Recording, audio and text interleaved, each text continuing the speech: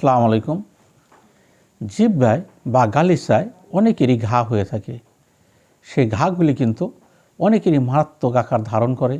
এই ঘাগুলি যখন দীর্ঘদিন আপনারা কোনো অ্যান্টিবায়োটিক ওষুধ খেয়ে সারাইতে পারেন না, তখন পরবর্তীতে এইগুলি দূষিত হতে পারে বা ইনফেকশন, যা আমরা এক কথায় বলে থাকি ক্যান্সার।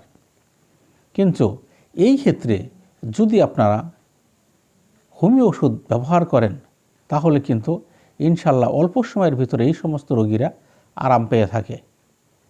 কারণ এই ক্ষেত্রে হাজার হাজার রোগী আমরা দেখি যে বিভিন্ন ভুল চিকিৎসার মাধ্যমে এই সমস্ত রোগীর বিভিন্ন সমস্যা হয়।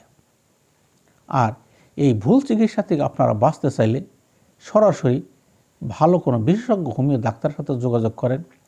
আপনারা হোমিও চিকিৎসাকে যতই অবমূল্যায়ন করেন, পুরা পৃথিবীতে খোঁজ নিয়ে দেখেন, যে সমস্ত দেশকে আমরা উন্নত দেশ হিসাবে দাবি করি, প্রত্যেক দেশেই হোমিও চিকিৎসক আছেন এবং তারা যে চিকিৎসা করেন সেই ক্ষেত্রে কিন্তু ওই চিকিৎসকগণ অ্যালোপ্যাথিক চিকিৎসকের চেয়েও অনেক মূল্যবান।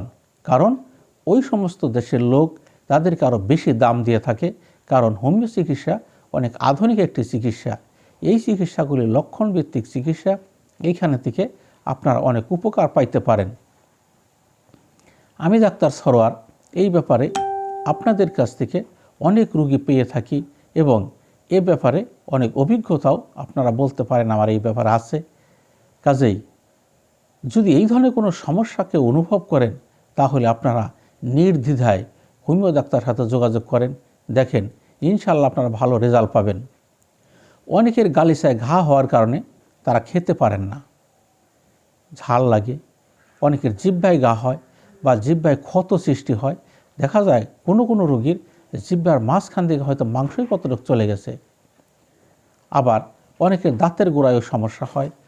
যে কোনো কারণেই হোক, লক্ষণভিত্তিক যদি হোমিও ওষুধ প্রয়োগ করা হয় তাহলে এইখান থেকে কিন্তু ভালো রেজাল্ট পাওয়া যায়। কাজেই আপনারা নির্দ্বিধায় যোগাযোগ করতে পারেন, ইনশাল্লাহ ভালো রেজাল্ট পাবেন। যদি আমার সাথে যোগাযোগ করতে চান, প্রতি ভিডিওতেই কিন্তু আমার ফোন নাম্বার দেওয়া থাকে, আপনারা ইচ্ছা করলে যোগাযোগ করতে পারেন। যদি এই ক্ষেত্রে সঠিক চিকিৎসা আপনারা না নিতে পারেন, পরবর্তীতে আপনাদের নিজেদের পস্তাতে হবে। কারণ এই রোগগুলি যখন কঠিন হয়ে যায় তখন এই রোগগুলি সারা খুব কঠিন হয়ে যায়।